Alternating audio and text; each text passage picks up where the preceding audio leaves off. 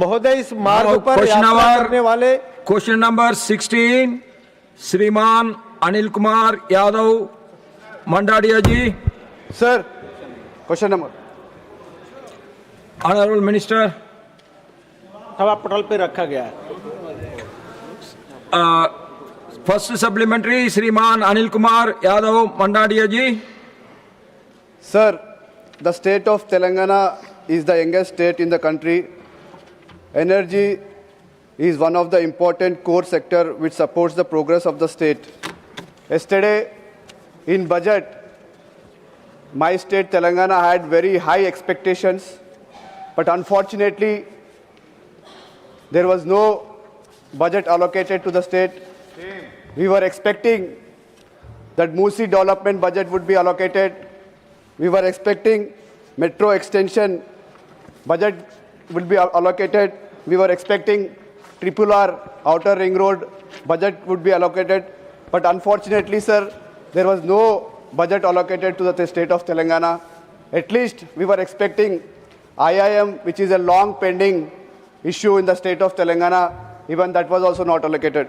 Sir, in the reply, the Honorable Minister is under the exceptional circumstance, direct allotment may be evoked. Why the government is not concerned to repeat the request of Honorable Chief Minister Sri Revanth Reddy Garu again and again? Honourable minister. आदरणीय सभापति महोदय, MMDR act 2015 के अनुसार कोयला block देने का सरकार दो रास्ते देता है। एक पहला नीलामी, दूसरा बिना नीलामी का आवंटन। 2020 में नीति आयोग का सिफारिश था कि अब कोई दूसरा रास्ता नहीं है, ऑक्शन नीलामी के तहत ही दिया जाए, और लगभग उससे हम नीलामी की तरफ आगे बढ़े भी हैं। अभी तक किसी को इस तरह का ब्लॉक नहीं दिया गया है, लेकिन नीति आयोग के उसके बाद कोयला मंत्रालय राज्य सरकार के द्वारा इस ब्लॉक पर दिए गए प्रस्ताव का परीक्षण कराने के लिए तैयार है। लेकिन इसके लिए राज्य सरकार को एक प्रस्ताव भेजना होगा कि जिसमें यह भी बताएं कि यह मामले बाकी मामले से अलग क्यों है, बाकी ब्लॉक से अलग क्यों है। अगर प्रस्ताव आता है आने के बाद कानून के परिधि नीति आयोग के सिफारिश के अनुसार विचार कर तेलंगाना राज्य के लोगों के भलाई की दिशा में निर्णय किया जा सकता है, अगर वहां से प्रस्ताव आता है तब। दूसरा कि हम अब नीति आयोग के माध्यम से 2020 से लेकर अभी तक 136 ब्लॉक का हमने नीलामी किया है, और सिंगरेनी अपने आप में एक 6000 करोड़ की से अधिक मुनाफा कमाया है। आखिर उसमें पार्टिसिपेट क्यों नहीं करता है? नीलामी में पार्टिसिपेट करके अब कोल इंडिया भी पार्टिसिपेट करके उसका भी जितना PSU है पार्टिसिपेट करके अब ब्लॉक लेता है। आखिर उस पार्टिसिपेट में क्यों नहीं जाता है? उसके बावजूद भी अगर वहां के सरकार फिर प्रस्ताव करके भेजती है कि आखिर इस ब्लॉक में खास बात क्या है, तो फिर विचार किया जा सकता है। विचार करके हम पुनरीक्षण करा के उस पर विचार करेगी सरकार। Honorable members, you please be specific about your question so that I can request the minister also to be specific about his answer. Sir, minister Second is saying that supplementary, Shriman Anil Kumar Yadav Mandadia ji. Sir, मंत्री जी बोल रहे हैं कि हमारे सरकार के तरफ से कोई रिप्रेजेंटेशन नहीं आया। You be specific sir, about your question, please. बार हमारी सरकार केंद्र सरकार को रिप्रेजेंटेशन दे रही है कि बार देते जा रही है, मगर मंत्री जी पूछ रहे, वो बताना छोड़ के बार ये बोल रहे हैं कि स्टेट से कोई रिप्रेजेंटेशन नहीं है। सर, मेरा दूसरा सप्लीमेंट्री है, when there is an enable provision in the law, why the government is hesitated to allocate Thadicherla coal block to the Singareni Cornice? Honorable Minister. सरकार पूर्व में भी 3 ब्लॉक उनको दिया गया था। एक नैनी, दूसरा पिनाक डप्पा, तीसरा न्यू पत्रापारा। 2022 में सरकार काम नहीं कर पाई, पुनः भारत सरकार को वापस कर दे। और एक नैनी ब्लॉक चालू है तो उसका उत्पादन तो हो रहा है, लेकिन डिस्पैच नहीं हो रहा है। हम कहते हैं कि पूरा समय 2013 से लेकर 2026 में 13 साल का डिफरेंस है। नियम समय समय से बदलता है। अगर 2013 में पत्र उनका आया था, 2015 में कुछ ब्लॉक ताड़ीचेरा 1 दिया भी गया था। अगर 2015 के बाद अगर इनको एक विशेष प्रस्ताव भेजने में क्या परेशानी है, विशेष रूप से एक प्रस्ताव बना के भेजें कि उसमें क्या खासियत है, फिर उसमें about your answer please be specific.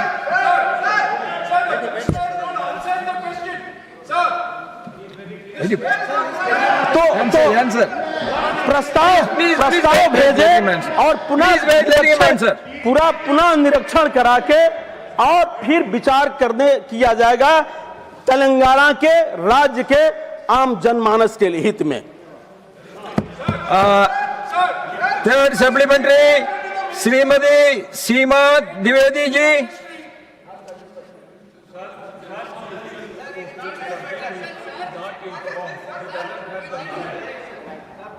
माननीय सभापति महोदय जी, मैं आपके माध्यम से माननीय मंत्री से जानना चाहती हूं कि कमर्शियल माइनिंग वाणिज्यिक खनन की नीलामी कितनी सफल रही, ये मैं जानना चाहती हूं। Honourable minister. आदरणीय सभापति महोदय, 2020 के बाद 136 ब्लॉक सफल नीलामी के तहत दिया गया है और उससे जब हम उत्पादन शुरू करेंगे, कोल निकालना शुरू करेंगे, लगभग प्रत्येक साल 43,000 करोड़ से अधिक राशि राजस्व सरकार को, भारत सरकार को मिलेगा और इससे 5 लाख लोगों को नौकरी भी, उससे 5 लाख से अधिक लोगों को नौकरी भी, रोजगार डायरेक्ट इनडायरेक्ट प्राप्त होगा। और खास करके 44 नया कंपनी उसमें शामिल हुआ है। पहले था कि जिसके पास पावर प्लांट रहेगा उसी को हम देंगे, बहुत सा गाइडलाइन था। और पहले था कि जो नजदीक सरकार को होगा उसी को मिलेगा, जिसपे सुप्रीम कोर्ट कोलगेट का भी चर्चा किया था। लेकिन आज झारखंड और मध्य प्रदेश में सबसे ज्यादा नीलामी हुई है और 2020 के बाद 136 खदानों को सफल आवंटन नीलामी की गई है और उसमें सभी को पार्टिसिपेट करने का मौका भी मिला है। Fourth supplementary doctor M तंबीदुरई ji. So, Chairman sir, the minister in his reply, he said all the coal blocks are being offered for allocation by way of auction for sale of coal.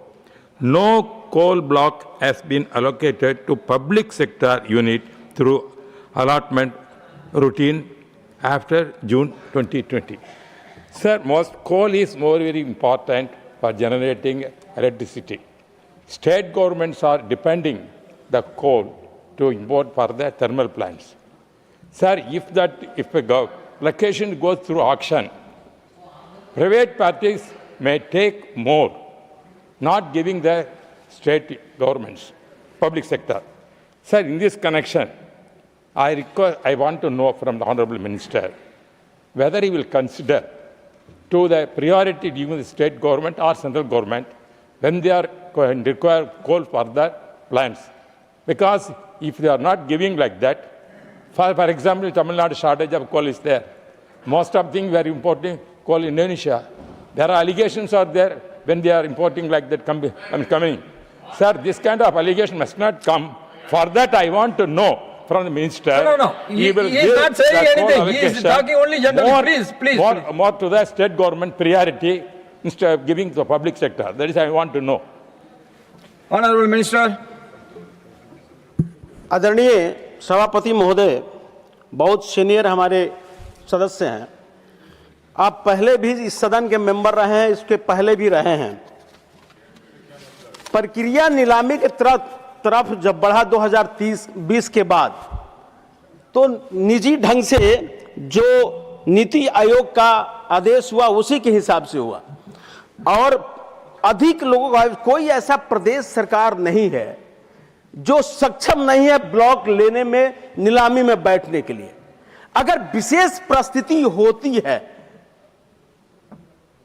तब भी participate के माध्यम से देने का ही हम लोग प्रयास करेंगे, क्योंकि जो खुली दुकान है कोल ब्लॉक, इसमें जो अधिक दाम लगाएगा, जो राजस्व अधिक देगा भारत सरकार को, उसी को हम लोग कोल ब्लॉक देंगे। फिफ्थ सप्लीमेंट्री श्रीमान सुजीत कुमार जी। सभापति महोदय, ओडिशा के अनुगुल जिले में नैनी कोल ब्लॉक है जिसका जिक्र मंत्री जी ने भी किया। मैं मंत्री जी से जानना चाहता हूं वो कोल ब्लॉक को चालू करने के लिए मंत्रालय ने क्या क्या कदम उठाए। चौधरी जी है। सभापति महोदय, एक तो नैनी ब्लॉक को चालू करने के लिए जो भारत सरकार लगातार भूमि अधिग्रहण कैसे कम समय के अंदर हो जाए, और साथ साथ उनको जो भी एनओसी होता है भारत सरकार के द्वारा, उस भारत सरकार के द्वारा जैसे वन विभाग से जमीन ट्रांसफर के लिए पर्यावरण मंत्रालय और उड़ीसा सरकार से लगातार बैठक करके मंजूरी दिलाई गई। मंत्रालय लगातार प्रयास कर रहा है कि वहां से कोयला का उत्पादन हो, लेकिन जो भी सिंगरेनी माइन प्लान ठीक से नहीं किया, जिसके चलते कोयला का तो उत्पादन हो रहा है लेकिन डिस्पैच नहीं हो रहा है, जिसके चलते परेशानी बढ़ गई है। इसलिए निश्चित रूप से भारत सरकार अपनी सहयोग कर रही है, आने वाले दिनों में भी हम सहयोग करेंगे और लगातार प्रयास किया जा रहा है कि हम कोयला का, जब भी कोई माइन प्लान करके ब्लॉक का खदान शुरू करते हैं, कोयला का उत्पादन करते हैं, तो वहां कैसे हम वहां से कोयला डिस्पैच कर सके, उसका भी व्यवस्था करते हैं। निश्चित रूप से आपकी चिंता जायज है और उस पर सरकार निश्चित रूप से काम कर रही है। क्वेश्चन नंबर 17 श्रीमती रेणुका चौधरी जी। थर्ड सप्लीमेंट्री श्रीमान संजय रावत जी। धन्यवाद सर। मंत्री जी ने जो रिप्लाई दिया है उसमें 6 राज्यों का नाम लिया है, जिसमें तमिलनाडु है, त्रिपुरा, गुजरात, असम, महाराष्ट्र और राजस्थान, जहां जल जीवन मिशन के अंतर्गत फिनेंशियल इरेगुलरिटीज हो गई है, पैसों का अपहार गवर्नमेंट फंड का हो गया है, आपने कहा है। और जो काम किया है जल जीवन मिशन के अंतर्गत वो भी क्वालिटी वर्क नहीं हुआ है, यह आपने कहा है। सर, मेरा जो सवाल है वो मूल क्वेश्चन ई के तहत है, weather funds under the Jal Jeevan mission have been withheld, reduced or delay for certain state including Telangana. Sir, Maharashtra में बहुत से प्रोजेक्ट जल जीवन मिशन के अंडर फंड के अभाव से बंद हुए हैं, रोके गए हैं। ये मैं नहीं कह रहा हूँ, सरकार भारतीय जनता पार्टी की है, वहाँ के जो मंत्री है वो भी पाटिल है। मिस्टर पाटिल असेंबली में कहते हैं, जो वहाँ के जो जल जीवन मिशन के मंत्री है गुलाब राव पाटिल असेंबली में कहते हैं कि 2 अक्टूबर 2024 से हमें जल जीवन मिशन के अंतर्गत कोई भी प्रोजेक्ट को सेंट्रल फंड्स का 1 रुपया भी नहीं मिला है। क्या ये सच है? अगर सच है तो महाराष्ट्र का फंड रोकने का कारण क्या है? Honourable minister. माननीय चेयरमैन श्री, मेंबर ने जो प्रश्न पूछा है मैं उसका जवाब देने के पहले बताना चाहूँगा कि माननीय प्रधानमंत्री श्री नरेंद्र मोदी जी ने जब ये स्कीम शुरू की थी उस टाइम पूरे देश में सिर्फ 3,29,000 कनेक्शन लोगों को मिले थे और आज करीब 16 करोड़ घरों में पानी का कनेक्शन और नल से जल की तरफ मिला है। आज तक उसके अंदर करीब करीब 4 लाख करोड़ रुपए का खर्च हुआ है। उसके अंदर सेंट्रल गवर्नमेंट की ओर से भी 2.08 लाख करोड़ का उसको आवंटित किया गया है, सभी राज्यों को दिया गया है। अभी आप देखेंगे तो अलग अलग राज्यों में जो सिस्टम बनी है उसके अंदर राज्यों के द्वारा डीपीआर बनता है। डीपीआर बनने के बाद उसको टेंडर करते हैं। टेंडर को देने के बाद हम उनको आर्थिक मदद करते हैं और टेक्निकल मदद करते हैं। आप देखेंगे कि अभी तक करीब 16 करोड़ घरों में कनेक्शन देने के बाद और 4 लाख करोड़ खर्च होने के बाद जो कंप्लेन अलग अलग राज्यों से सभी मेंबरों ने लोकसभा और राज्यसभा के अंदर में मिली, वो करीब 17,074 शिकायतें प्राप्त हुई थी और उसी के अंदर 627 मामलों में विभागीय अधिकारियों को, 969 मामलों में ठेकेदारों को और 153 मामलों में तृतीय पक्ष निरीक्षण एजेंसियों के विरुद्ध वो कार्रवाई की गई है। हमने अभी भी माननीय फाइनल मिनिस्टर ने कल बजट के अंदर भी 67,000 करोड़ रुपया इसके लिए आवंटित किया गया है और माननीय प्रधानमंत्री मोदी साहब का भी निर्देश है कि अभी जो करीब 4 लाख करोड़ घरों में कनेक्शन देना है वो भी देना है।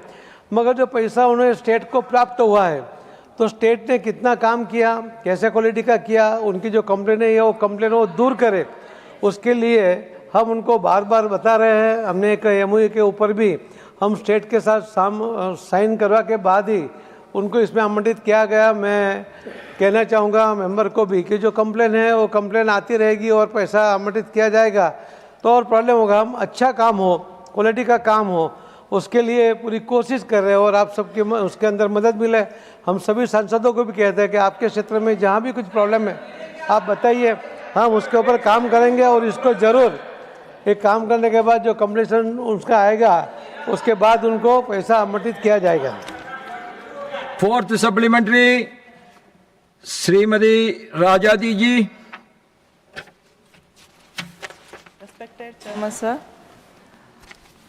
under the Jal Jeevan Mission, works amounting to Rs 18,123.5 crore have been sanctioned for Tamil Nadu, with a central share of Rs 9,025.68 crore. However, no releases by the center under this scheme have been made since September 2024. DN Finance Minister requested the Union Government to immediately release the pending central share of 3,112 crore to ensure timely completion of these important works. As a representative of Tamil Nadu in this House, I seek the reasons for delay in transfer of the central funds and the details of the pending funds from the central government to the state of Tamil Nadu under the Jal Jeevan Mission, and when it will be transferred. This budget also we expected, but we didn't get, sir. Thank you very much. Honorable Minister.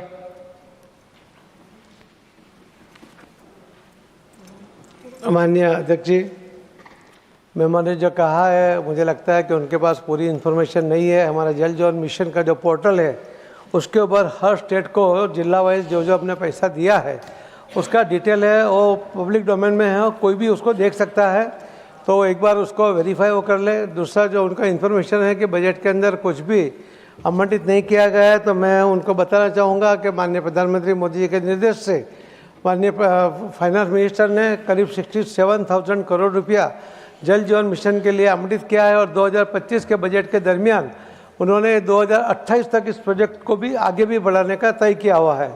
तो ये information उनको वहाँ से मिल सकती है कि उनको तमिलनाडु को कितना पैसा मिला है और पब्लिक डोमेन में। फिफ्थ सप्लीमेंट्री श्रीमान राजीव शुक्ला जी। सभापति जी, मंत्री जी कह रहे हैं कि हमारी मिनिस्ट्री के पोर्टल पे हमारी उसको देख के ही आप बोल सकते हैं, तो मैंने उसमें देखा है। उस हिसाब से बता रहा हूँ कि जल जीवन मिशन 2024 में पूरा होना था, क्योंकि पूरा नहीं हो सका इसलिए 2028 की डेट आपने दी है।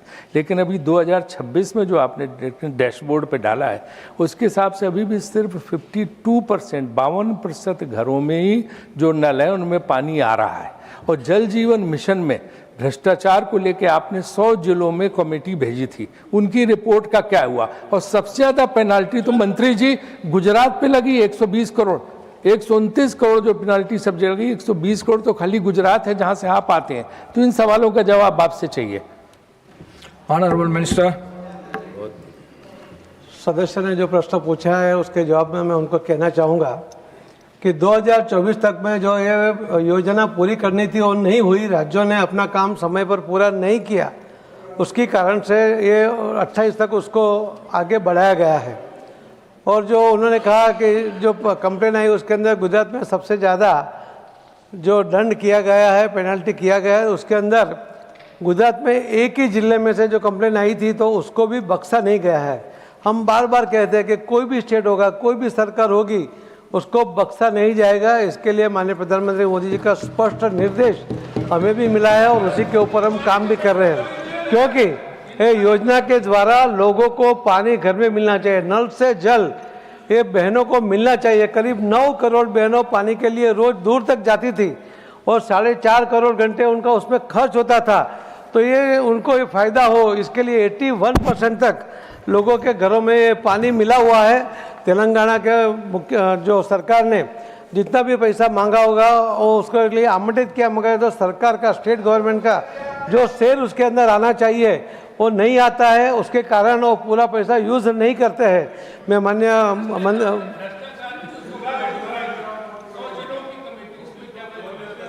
मैं बताता हूँ, जो करीब 119 टीम बनाकर अलग अलग जिलों में, अलग अलग राज्यों के अलग अलग जिलों में उनको इंक्वायरी करने के लिए भेजा गया था। और मैं दुख के साथ कहना चाहूँगा कि सभी राज्यों में से कोई ना कोई कंप्लेंट उसके अंदर मिली। हमने राज्यों को ही, क्योंकि राज्यों को एक्शन लेना होता है, हमने वो सभी राज्यों को कहा, सीएम को कहा, सीएस को लिखकर भेजा है और उन्होंने क्या क्या एक्शन लिए। तो गुजरात में प्रेशर किया तो वहाँ ज़्यादा काम हुआ, बाकी राज्यों में अभी तक जो एक्शन लेना चाहिए उसके अंदर कमी है। इसके लिए फिगर आपको बड़ा दिखता है, मगर सभी राज्य जब तक ये कंप्लेंट जो आई है उसके ऊपर एक्शन नहीं लेंगे और जो क्षति है वो दूर नहीं करेंगे, जब तक हम उसको पैसा आगे देने वाले नहीं है, ये भी स्पष्ट है। Question number 18, श्रीमान रामजी लाल सुमन जी। संख्या 18। Honorable Minister. महोदय, उत्तर सभा पटल पर रखा गया। First supplementary, श्रीमान रामजी लाल सुमन जी।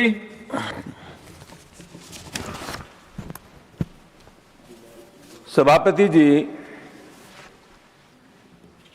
हमारे देश की जो प्रमुख समस्याएं हैं इस समय, मैं समझता हूं सबसे बड़ी समस्या प्रदूषित पेयजल की है।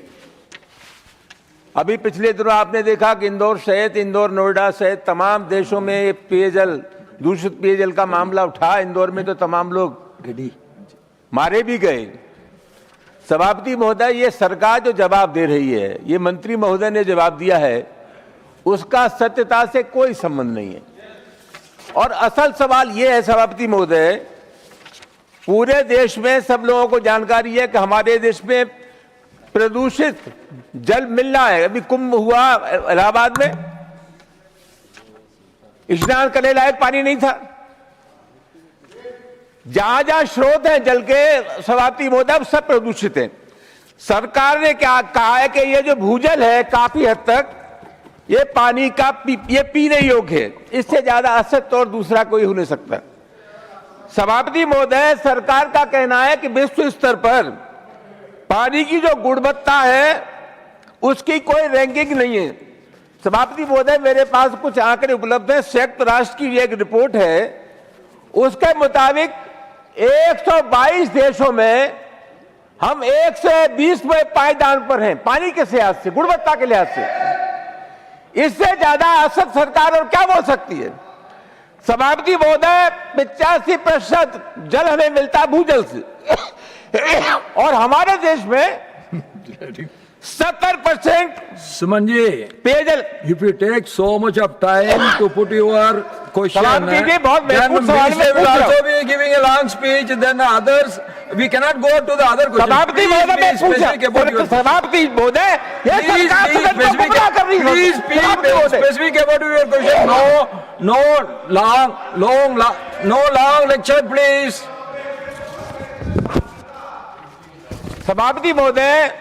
सभापति महोदय, हम आपका संरक्षण चाहते हैं। इतने बड़े सवाल पर इनका अमृतकाल है और ये सीवर का पानी पिला रहे हैं अमृतकाल में। इनके पास फल जल की कोई व्यवस्था नहीं है। मैं सभापति महोदय आपके मार्फत ये जानना चाहूंगा, please come to your question please. दुनिया की, ये देश की सबसे बड़ी समस्या है। Please come to your supplementary please. मैं पूछ रहा हूं सर, हर साल देश में 2 लाख लोग मारे जाते हैं प्रदूषित पानी से। जो गंभीर बीमारियां हैं वो प्रदूषित पानी से। मैं जानना चाहता हूं कि क्या सरकार ये जो बीमारियां फैलती हैं और लोग मारे जाते हैं प्रदूषित जल से, उनके निदान के लिए कोई गंभीर प्रयास कर रही है? Please honourable minister. आदरणीय अध्यक्ष महोदय, माननीय सदस्य ने जो सर्वमान्य विश्व रैंकिंग की बात की है, कोई सर्वमान्य विश्व रैंकिंग नहीं है। ये सदन को मिसलीड करने का कोशिश कर रहे हैं, जबकि और जहाँ तक शुद्ध पेयजल की व्यवस्था, कोई standard When you are making allegations, minister will also bound to give answers for that allegations. You be specific about your question. I will ask the minister to go with his specific answer. Please, everybody should cooperate. और जहाँ तक ground water quality का सवाल है, तो ground water quality analysis का जो report होता है वो डिपेंड करता है कि सैंपल साइज और समय और किस क्षेत्र का सैंपल लिया जा रहा है। सेंट्रल ग्राउंड वाटर बोर्ड और राज्य सरकार द्वारा समय समय पर जारी की गई ग्राउंड वाटर क्वालिटी डाटा से यह संकेत मिलता है कि देश का ग्राउंड वाटर काफ़ी हद तक पीने योग्य है, तथापि कुछ छिटपुट जगह पर ऐसी कंटामिनेशन पाई गई है, लेकिन मैक्सिमम जगह पर वाटर क्वालिटी अच्छा है, पीने योग्य है। Minister, address to the chair, please. Address to the chair. Please address to the chair. To me. इसलिए प्रदूषित पानी का ऐसा नहीं है कि देश के किसी भी आदमी को प्रदूषित पानी पीने के लिए मजबूर होना पड़ता है। जहाँ तक कंटामिनेशन का सवाल है, तो जेजेएम के माध्यम से जब 2019 में जल जीवन मिशन लागू किया गया था, मात्र 15% ग्रामीण क्षेत्रों में स्वच्छ पेयजल की व्यवस्था थी, safe drinking water, piped water की व्यवस्था थी। लेकिन आज लगभग मोर देन 80% ग्रामीण क्षेत्रों में सेफ ड्रिंकिंग वाटर की व्यवस्था देश के आदरणीय प्रधानमंत्री जी के विजन के द्वारा प्रेरणा से किया गया है। इसलिए देश के किसी भी क्षेत्र का आदमी अशुद्ध कंटामिनेटेड वाटर पीने के लिए बाध्य नहीं है। Second supplementary, श्रीमान Ramji Lal Suman ji, please be specific about your question, please. सभापति जी बहुत मुश्किल हो जाएगा। ये सरकार असत्य बोल रही है, इनका सच्चाई से कोई संबंध नहीं है। पता नहीं कौन सी दुनिया में रहते हैं। इनको इस देश में जो प्रदूषित पानी है वो कहीं दिखाई नहीं दे रहा है। सभापति महोदय, मैं आपके मार्फत ये जानना चाहूंगा, इन्होंने political speech, then he will give a political answer. सभापति महोदय, मैं पूछ रहा हूँ सभापति महोदय, इन्होंने जवाब दिया है कि भारत सरकार द्वारा अमृत सरोवर शुरू किए गए 69,000 अमृत सरोवर हमारे देश में बन गए हैं, जिससे जल स्तर में वृद्धि हुई है। मंत्री महोदय, ये आपके अधिकारी लिख करके भेज देते हैं, वो यहाँ पढ़ देते हैं। कभी आपने एक अमृत सरोवर देखा है? सभापति महोदय, गांव में तालाब सूखे पड़े हैं, उनमें गंदगी है, कहीं पानी का नाम और निशान नहीं है। सभापति महोदय, ये आंकड़े बिल्कुल झूठे आंकड़े। सभापति महोदय, मैं सभापति महोदय आपके मार्फत ये जानना चाहूंगा कि ये अमृत सरोवर इन्होंने जो बनाए हैं, आप मेहरबानी करके हमें बता दीजिए, वर्षा के पानी को छोड़ करके ये अमृत सरोवर में पानी कहां से आएगा? आपको मालूम है सब तालाब सूखे पड़े और आपके पास पानी का कोई नहीं है। ये लोग झूठ बोलने के अलावा कोई दूसरा काम और नहीं करते। मैं सभापति महोदय, मैं ये जानना चाहता हूं कि सरकार ये बताए कि अपने सरोवरों में पानी कहां से आएगा? Honourable minister. आदरणीय सभापति महोदय, इन्होंने जो बताया है कि 69,000 अमृत सरोवर बनाए गए या रिजनरेट किए गए। तो इसका उद्देश्य ये 75 वाटर स्ट्रक्चर प्रत्येक डिस्ट्रिक्ट में बनाने का काम हमारी सरकार ने प्रधानमंत्री जी के मार्गदर्शन में किया है। और इसलिए और उसमें जो बारिश का पानी है वो एक्युमुलेट हो करके और वो ग्राउंड वाटर को रिचार्ज करने का काम करता है। जहाँ तक इन्होंने कहा कि अभी सभी अमृत सरोवर की जो पब्लिक डोमेन में उपलब्ध है, आप पब्लिक डोमेन में देख सकते हैं कि कहाँ कितने अमृत सरोवर बने हैं और उनकी स्थिति क्या है। मैं अभी हाल में मेघालय गया हुआ था, वहाँ अमृत सरोवर को देख करके इतना अच्छा लगा। बहुत सारे जगह मैंने जा करके अमृत सरोवर को खुद देखा है, बहुत अच्छा कंडीशन में है और वहाँ ग्राउंड वाटर रिचार्ज हो रहा है, रेन वाटर एक्युमुलेट होकर के। थर्ड सप्लीमेंट्री श्रीमान नरेश बंसल जी। धन्यवाद सभापति जी। मैं आपके माध्यम से माननीय मंत्री जी से जानना चाहता हूं कि जल संचयन की दिशा में क्या प्रगति है, क्या सरकार इस पर कोई अभियान चलाने का इरादा रखती है, नदी व जल स्रोतों में हो रहे प्रदूषण के प्रभावी रोक हेतु क्या कदम उठाए हैं और नमामि गंगे मिशन के तहत कितना काम हुआ है, कितना बाकी है। धन्यवाद। Honourable minister. आदरणीय सभापति महोदय, जल शक्ति अभियान के तहत 2 करोड़ से ज़्यादा रिचार्ज स्ट्रक्चर बनाए गए हैं और जल संचय जन भागीदारी के तहत लगभग 40 लाख से ज़्यादा वाटर स्ट्रक्चर बनाए गए हैं। जहाँ तक और ये सब जन भागीदारी के द्वारा हुआ है। प्रधानमंत्री जी ने एक स्लोगन दिया कि जल संचय जन भागीदारी के द्वारा, तो जन भागीदारी के द्वारा लोगों ने स्वतः आगे बढ़ करके बहुत सारे जो लोग, उन्होंने एक स्लोगन दिया कि कर्म क्षेत्र की ओर से मातृभूमि की तरफ, तो लोगों ने स्वतः आकर के अपने अपने मातृभूमि की तरफ जा कर के वाटर स्ट्रक्चर को रिजुवनेट करने का काम किया, नए स्ट्रक्चर बनाने का काम किया। जहाँ तक नमामि गंगे परियोजना के अंतर्गत गंगा की सफाई हेतु अब तक एसटीपी के कुल 218 परियोजनाएं लागत लगभग 35,698 करोड़ शुरू की गई है, जिनके माध्यम से लगभग 6610 MLD क्षमता के एसटीपी प्लांट के निर्माण या पुनर्वास तथा 5238 किलोमीटर लंबा सीवरेज नेटवर्क बिछाने का कार्य किया गया है, जिनमें से 138 परियोजनाएं क्षमता लगभग 3,977 MLD पूर्ण की जा चुकी है तथा 4571 किलोमीटर लंबा सीवरेज नेटवर्क भी पूरा किया जा चुका है।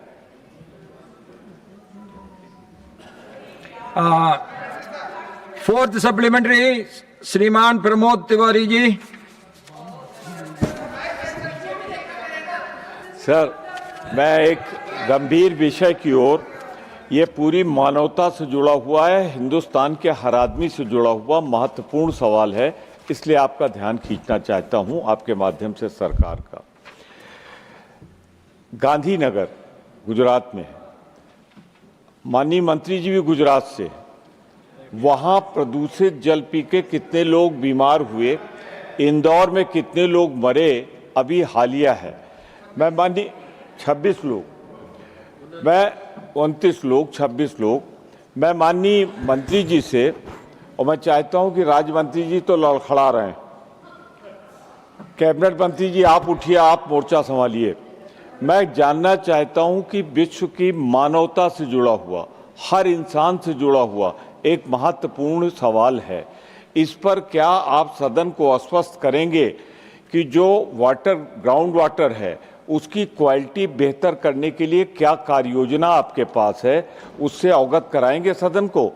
पानी सबसे गंभीर विषय है और जहरीला पानी ये सरकार पिला रही है, इसमें कोई दो राय नहीं। मैं साफ कहना चाहता हूं कि इस विभाग में जितना करप्शन है शायद किसी दूसरे विभाग में करप्शन नहीं है, इसलिए इस पर गंभीरता से विचार होना चाहिए। मैं माननीय मंत्री जी से कार्य योजना चाहता हूं। Honourable minister. माननीय अध्यक्ष जी, मेंबर ने गुजरात का उल्लेख किया, गांधीनगर का उल्लेख किया, इंदौर का किया है। वैसे वो महुआ में है और उसका छठा प्रश्न भी आया हुआ है, वो जवाब खुद मंत्री जी देने वाले हैं उसके बारे में। मगर जो जहरीला पानी पीने की जो आप बात कर रहे हैं, तो आप देखिए कि WHO का रिपोर्ट कहता है कि नल से जल देने के कारण जो शुद्ध पानी लोगों को मिला, उसके कारण जो लोगों के 8.4 लाख करोड़ रुपया आरोग्य के लिए अपना खर्च होता था, उसके अंदर बचत हुई है। जो हर साल जो बच्चे बाहर जाते थे, जो पानी मिलता था वो पीते थे, उनके कारण भी उनको हर साल 60,000 बच्चे की मौत होती थी, उसको भी रोका गया है। सबसे ज़्यादा रोग पानी में से होते हैं। पहली बार सरकार ने विश्वास के साथ करीब 24,80,000 महिलाओं को, हर गांव में करीब 4-5 महिलाओं को ट्रेनिंग दी, उनको किट दिया कि आप आपके घर में या आपके गांव में आने वाला पानी को आप चेक करिए, अगर वो अशुद्ध है तो कंप्लेन करिए। करीब 8 लाख बहनों ने इसके ऊपर पोर्टल के ऊपर अपना रिपोर्ट भी दिया है, अगर कुछ नेगेटिव है वो भी दिया है, पॉजिटिव है वो भी दिया है। ये प्रयोग पहली बार माननीय प्रधानमंत्री मोदी साहब के निर्देश के कारण ही हुआ, इतने लोगों को उसमें ट्रेनिंग दी गई है। ये अपने आप में बहुत बड़ी बात है। और राज्य सरकार भी जब वो पानी सप्लाई करते हैं, क्योंकि ये तो राज्य सरकार का काम है, मगर अभी तक नहीं हुआ, इतने सालों में नहीं हुआ। इसके कारण माननीय प्रधानमंत्री मोदी जी ने आर्थिक और टेक्निकल सहयोग देकर इस योजना को जो बनाई है, उसके कारण 3 करोड़ 23 लाख में से 16 करोड़ घरों में पानी गया है। ये अपने आप में बहुत बड़ी बात है, विश्व रिकॉर्ड हो सकता है। मुझे कहना यही है कि पानी की जो क्वालिटी जो जा रही है, बिल्कुल शुद्ध पानी देने का प्रयास है। कहीं अगर कोई गड़बड़ी हुई होगी तो स्टेट ने उसके ऊपर काम करना चाहिए। और इंदौर और गांधीनगर वो दोनों के बारे में माननीय मंत्री जी डिटेल में जवाब देंगे, उसके लिए मैं उसके ऊपर कोई कमेंट नहीं करूंगा।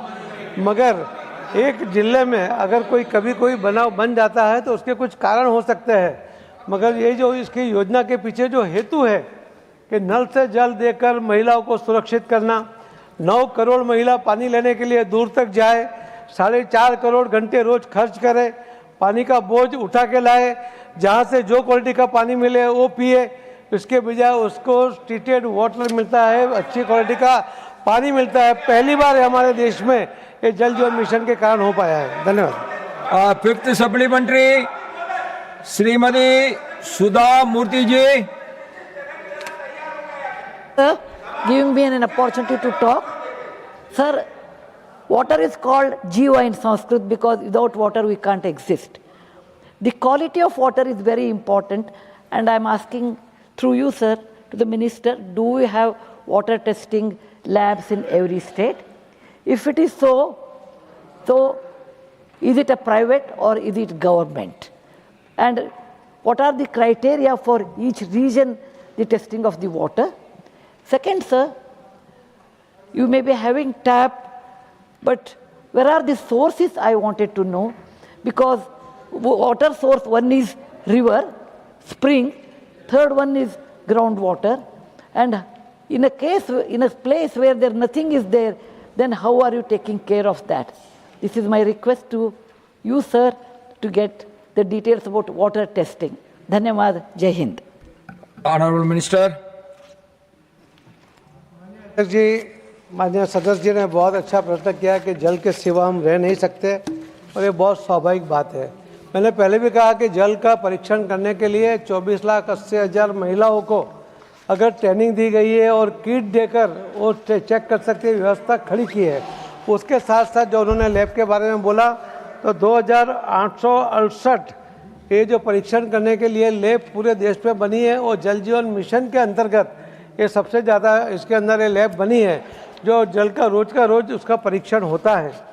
जो जल का स्रोत होता है, जो मैंने कहा जल जीवन मिशन के अंदर जो DPR बनता है वो स्टेट बनाता है, उसका टेंडरिंग वो खुद स्टेट ही करता है, उनका इम्प्लीमेंट भी वो खुद स्टेट करता है।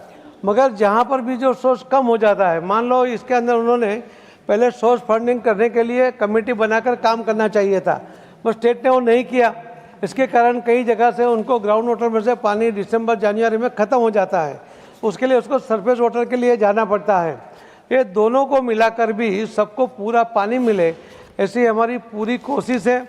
और मैं मानता हूँ कि ये जो आने वाले दिनों में भी जो कमियां हैं उसको भी दूर करते हुए ये जो नए कनेक्शन देने हैं उसके अंदर सोर्स फंडिंग करके हम देंगे, उसके लिए पूरा सोर्स उसको मिले। हम तो यहाँ तक कुछ क्षेत्रों में 24 घंटे भी पानी देने की योजना हमारे इसमें है, मगर इसको हम ठीक करने के बाद उसके ऊपर आगे बढ़ेंगे। अच्छा जल देना, शुद्ध जल देना, ये माननीय प्रधानमंत्री जी का निर्देश है और हम बिल्कुल उसको गंभीरता के साथ पूरा करेंगे। धन्यवाद madam. Now question number 19, Srimati Maya Narolia ji. Honorable Minister. ये उत्तर पटल पर रख दिया गया है। The first supplementary, Srimati Maya Narolia ji.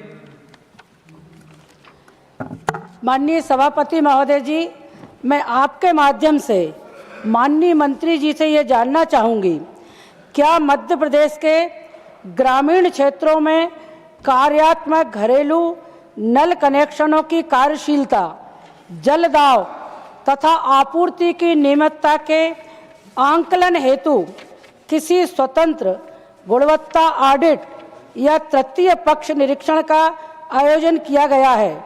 यदि हाँ, तो ऐसे ऑडिट निरीक्षणों के प्रमुख निष्कर्ष क्या रहे हैं, विशेष रूप से गैर कार्यात्मक या आंशिक रूप से कार्यशील कनेक्शनों से संबंधित बातें? Honorable Minister. माननीय अध्यक्ष जी, माननीय सदस्य ने मध्य प्रदेश के बारे में जो प्रश्न पूछा है, मैंने आपको पहले भी कहा कि उसका डीपीआर बनाना, उसका टेंडरिंग करना, उसको इम्प्लीमेंट करना और उसका रख रखाव करना, ये सभी स्टेट गवर्नमेंट का उसकी अपनी जवाबदारी होती है। हमने सभी ग्राम पंचायतों को ये स्कीम 15 दिन पूरा चलाने के बाद ग्राम पंचायतों को हैंड ओवर करें और ग्राम पंचायत के स्तर पर ही, क्योंकि हर गांव में जाने वाला पानी उसको अलग से चेक करना चाहिए, उसके लिए व्यवस्था करने के लिए भी हमने सभी स्टेट को इसके बारे में हम बार बार उनके साथ बात कर रहे हैं। और पानी जो जा रहा है वो कई जगह अभी तक जो कंप्लेन आई है वो अलग अलग प्रकार की कंप्लेन है कि नल है, जल नहीं है, मगर वो कंप्लेन भी दूर करने के लिए हम कोशिश कर रहे हैं। और जल की जो क्वालिटी है उसी को चेक करने के लिए जो 2868 जो लैब बनी है उसके अंदर वो राज्य सरकार और हमारे केंद्र सरकार के जो अधिकारी है दोनों मिलकर ज्वाइंट इंस्पेक्शन करके उसकी क्वालिटी भी चेक करते हैं और जहाँ पर भी वहाँ कंप्लेन आती है उसको पूरी तरह से दूर करने की पूरी कोशिश करते हैं। Second supplementary, Srimati Maya Narolia ji. माननीय मंत्री जी से जानना चाहूँगी, क्या मध्य प्रदेश के जिलों से जल गुणवत्ता अथवा अनियमित जल आपूर्ति से संबंधित कोई शिकायत प्राप्त हुई है, और यदि हाँ तो कार्यात्मक घरेलू नल कनेक्शनों की दीर्घकालिक स्थिरता सुनिश्चित करने हेतु कौन कौन से सुधारात्मक कदम उठाए गए हैं?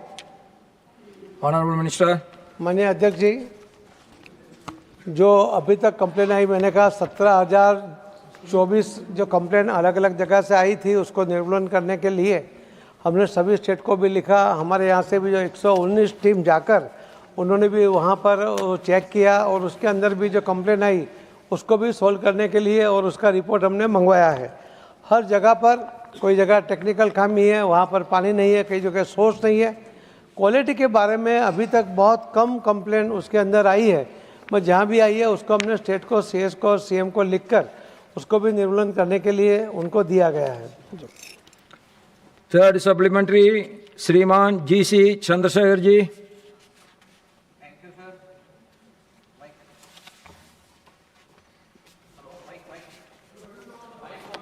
Mic is not. Aage. So thank you, sir. Sir, my question is, in financial year 2024-25, the state of Karnataka has received only 570 crore under the Jal Jeevan Mission against allocation, central allocation of 3,804 crores, which is only 15% of the amount we have received. So in the same time, the state government to achieve this progress, they have released an advance rupees 7,065.5 crores. So where is the 7,000 crores and where is the 550 crores against 3,000 crore? So I don't know why the central government is not releasing the fund to the state government. So if you are not going to release the proper money to the states, so how can they achieve? Because this is a rural Karnataka, we have to achieve the progress. So without giving the money, it is very difficult. So I wanted to know what is the problem? What is the reason the central government is not giving the proper funds, releasing the proper funds to the state? Thank you. Honorable Minister. माननीय अध्यक्ष जी, जो इनका सवाल है उसी के अंदर उसका जवाब भी आ जाता है कि सरकार ने, केंद्र सरकार की ओर से 3,000 करोड़ उसको आवंटित किया गया था। तो उसके सामने 3,000 करोड़ रुपया उन्होंने भी, राज्य सरकार ने भी अपना शेयर देना था।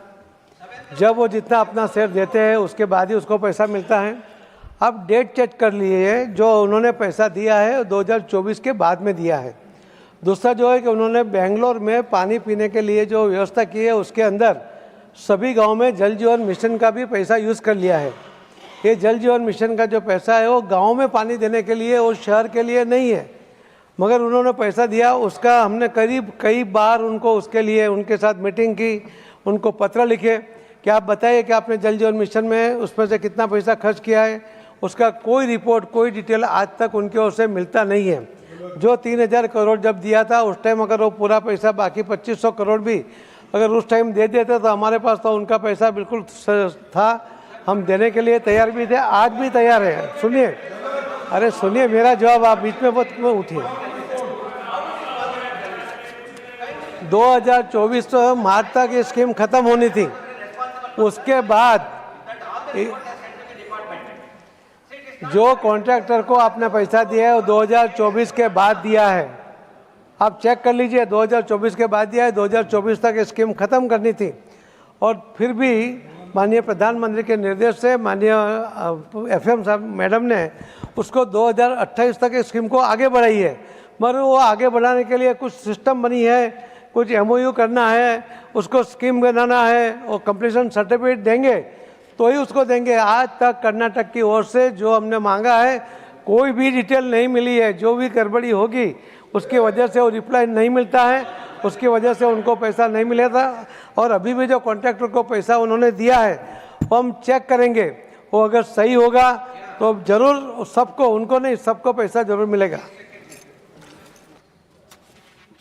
फोर्थ सप्लीमेंट्री श्रीमान बंसीलाल गुर्जर जी। नहीं,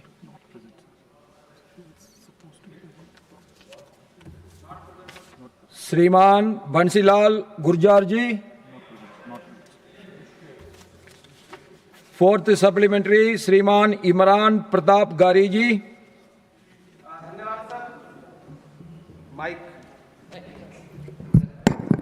मैं आपके माध्यम से माननीय मंत्री जी से एक बहुत स्पेसिफिक सवाल पूछना चाहता हूं सर।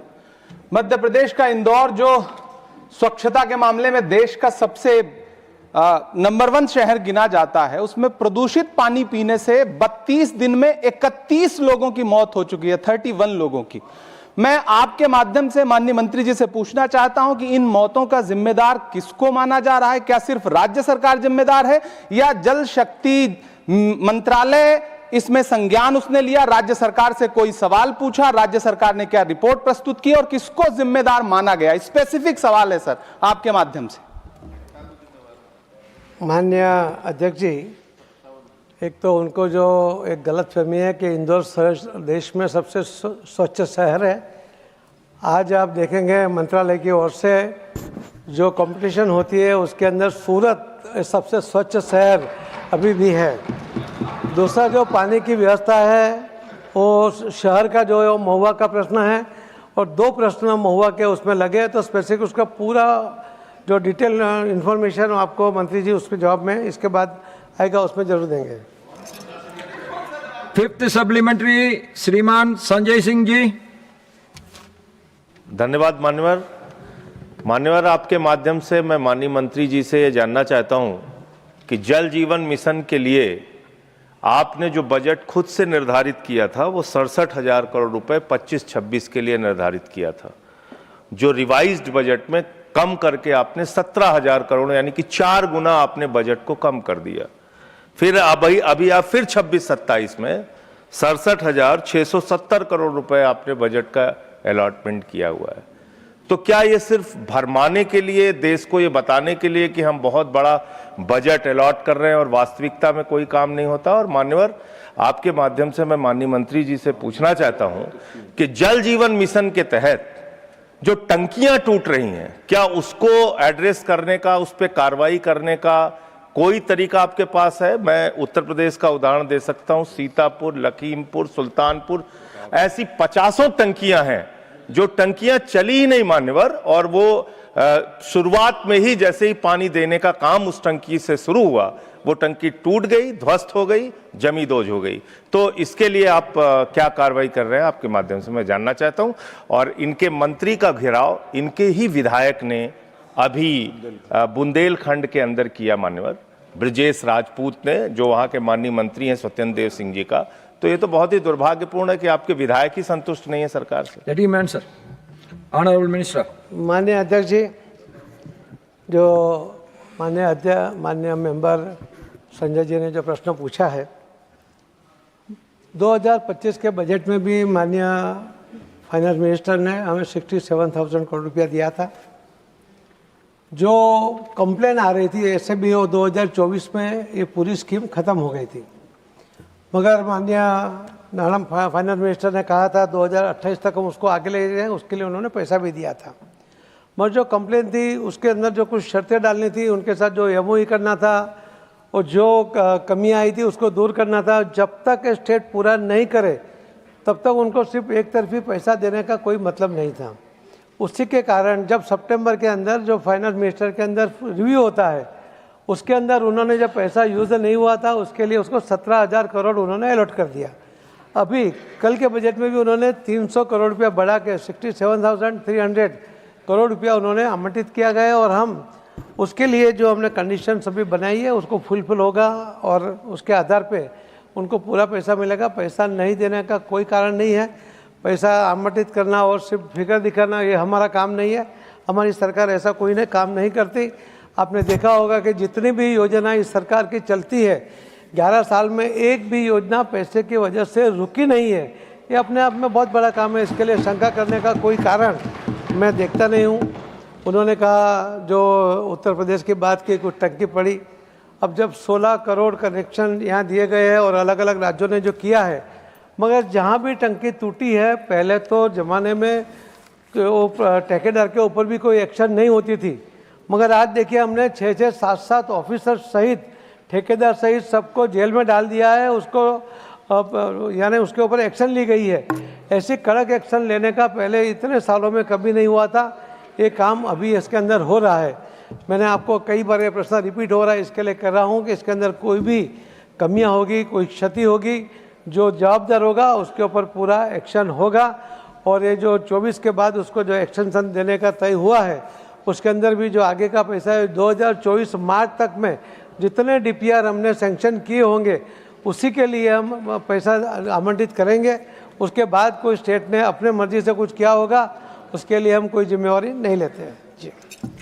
क्वेश्चन नंबर 20, श्रीमान हर्ष Mahajan ji. Honorable Minister. Chairman sir, the answer has been placed on the table of the House. First supplementary, Shriman Harsh Mahajan ji. Honorable Chairman sir, I would like to know from the Honorable Minister whether the new modified UDAN scheme includes Shimla in it, and secondly I would like to know that the 2 ATRs which were specially purchased for Shimla, are they with the Alliance Airways? Why are they not operational? For what regional? And when will this flight to Shimla start? Honorable Minister. Chairman sir, honorable member has asked 2 questions. The first one is, will the UDAN be modified? And the modified UDAN will consist Himachal and Shimla. So definitely, sir, it is with the intention that the UDAN scheme has revolutionized the Indian civil aviation sector, and we were able to extend the connectivity to regional remote areas, especially the areas of tier 2 and tier 3 cities, where we were able to establish the airports, but the connectivity was still a challenge.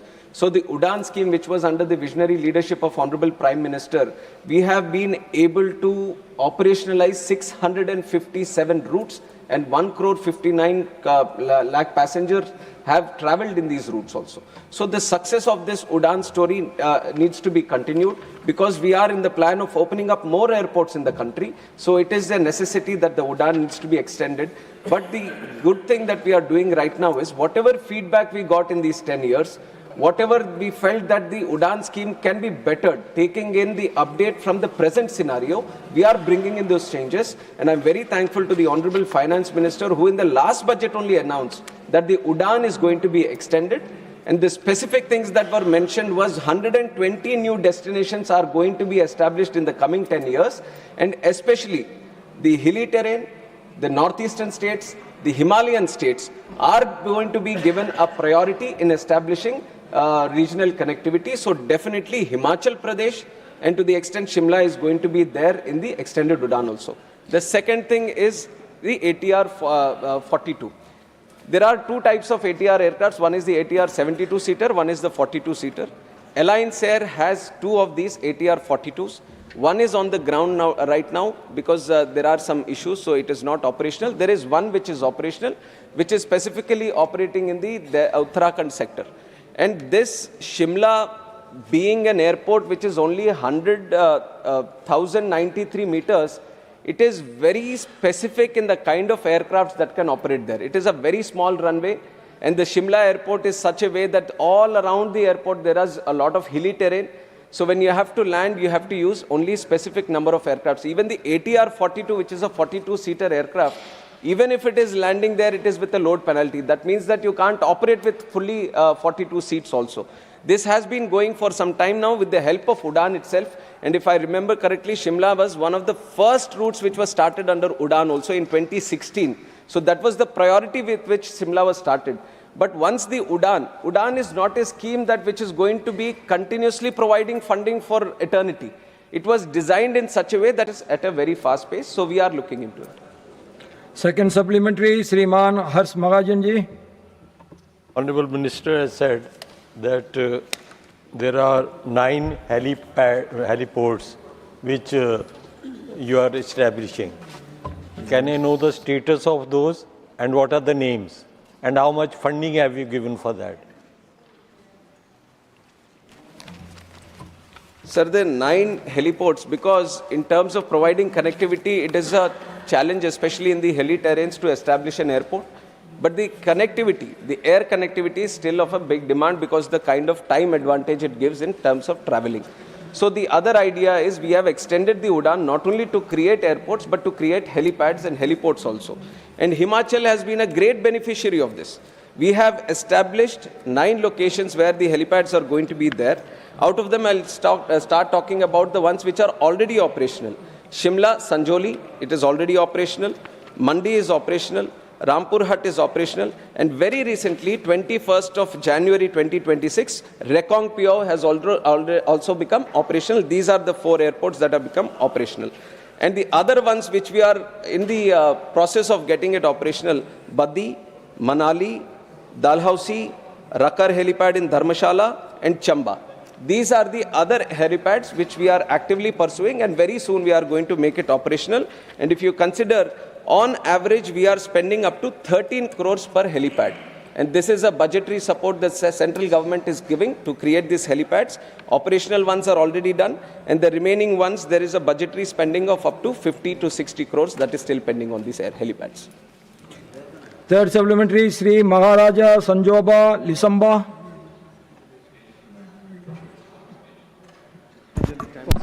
Sir, how many routes in the northeast sectors are operational under UDAN scheme at present now, and factor responsible for The House stands adjourned to meet at 2 p.m.